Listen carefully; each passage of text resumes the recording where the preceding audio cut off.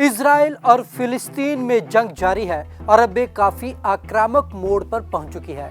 Israel लगातार Gaza पट्टी पर कई हमले कर रहा है। उसने गाजा पट्टी को मलबे के ढेर में तब्दील करने का काम शुरू कर दिया है। इजराइल यहां पर खास तौर पर कोशिश ये कर रहा है कि वो हमास को पूरे तरीके से नेस्ते नाबूद कर दे। तो चलिए आपको खास रिपोर्ट में दिखाते हैं कि आखिरकार इजराइल का पूरा प्लान है क्या। इजराइल और हमास के बीच जंग जारी है। एक तरफ हमास इजराइल पर रॉकेट दाग रहा है, दूसरी तरफ इजराइल की वायुसेना हमास के ठिकानों पर एयर स्ट्राइक कर रही है। इजरायली एयरफोर्स 600 से ज्यादा बार गाजा पट्टी और आसपास के इलाकों में बम गिरा चुकी है।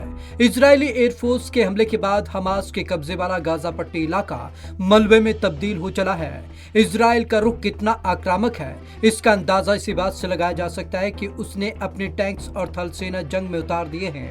हमास और फिलिस्तीन के लिए यह बहुत खतरनाक स्थिति है।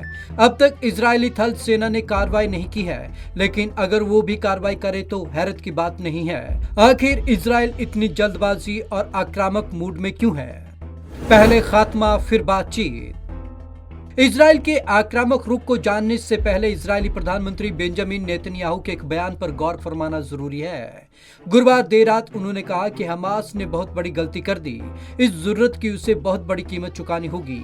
आतंकियों के खात्मे के बाद ही अमन मुमकिन है। इधर बयान आया, उधर शुक्रवार तड़के इजरायली थल सेना पूरी तैयारी के साथ गाजा पट्टी और फिलिस्तीनी सीमा के पास जुट गई। क्या है इजराइल की रणनीति? इस बार में कोई दो राय नहीं हो सकती कि इजराइल सैन्य रूप से महाशक्ति है। अमेरिका और पूरा वेस्टर्न वर्ल्ड उसके साथ है। अमेरिका और इजराइल के बीच टॉप लेवल पर बातचीत भी जारी है। हमास ने कई साल बाद इजराइल पर इतना बड़ा हमला किया, लिहाजा इजराइल उसे बख्शने के मूड में कतई नहीं है। सीज फायर से पहले हमास की कमर तोड़ना चाहता है इजराइल। न्यूयॉर्क टाइम्स की एक रिपोर्ट के मुताबिक इजराइल बहुत अच्छे से जानता है कि दोनों पक्षों में सीज फायर कराने के लिए दुनिया के बड़े देश एक्टिव हो चुके हैं और वो दिन ज्यादा दूर नहीं जब सीज फायर हो जाएगा। इससे पहले इजराइल हमास की कमर तोड़ देना चाहता है ताकि वह भविष्य में सिर न उठा सके। यही वजह है कि इजरायली थल सेना भी हमले के लिए तैयार है। कैसे होगी अमन बहाली मुमकिन? रिपोर्ट के मुताबिक अमेरिका और इजिप्ट यानी कि मिस्र की सरकारें सीज फायर कराने के लिए एक्टिव हो चुकी हैं। फिलहाल इनके डेवलपमेंट सीज फायर की शर्तों का खाका खींचने के लिए मीटिंग्स कर रहे हैं, लेकिन इजराइल इस मौके को भुला लेना चाहता है। वो सीज फायर के पहले हमास को तबाह और नेस्ते नाबूद करना चाहता है। फिलिस्तीन सरकार और हमास के बीच रणनीति को लेकर मतभेद। फिलिस्तीन सरकार और हमास के बीच रणनीति को लेकर भी गंभीर मतभेद हैं। फिलिस्तीनी सरकार हमास के दबाव में है। राष्ट्रपति महमूद अब्बास जानते हैं कि हमास उनके लिए भी चुनौती है। हमास ताकत के बल पर इजराइल से अपने इलाके वापस लेना चाहता है। अब्बास चुपचाप सब देख रहे हैं। बाइडेन भी इजराइल के साथ। अमेरिकी राष्ट्रपति जो बाइडेन ने गुरुवार को नेतन्याहू से बातचीत की। उन्होंने बाद में कहा कि इजराइल को अपनी हिफाजत का पूरा हक है। इसके चंद घंटे बाद बाइडेन ने अरब इजराइल मामलों के डिप्टी सेक्रेटरी हेडी अरम को इजिप्ट के साथ मिलकर सीज फायर कराने की कमान सौंप दी। इसके पहले इजराइल सिर्फ गाजा पट्टी ही नहीं बल्कि फिलिस्तीन के बड़े हिस्से को भी धूल में मिला चुका होगा।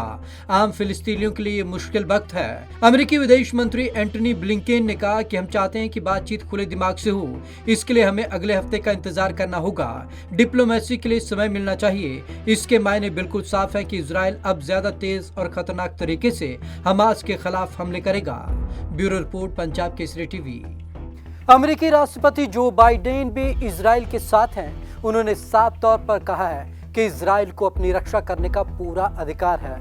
जिस तरीके से अब इजराइल आक्रामक हमले कर रहा है, उससे साफ है कि वो हमास को पूरे तरीके से नेस्ते नाबूद करके ही छोड़ेगा।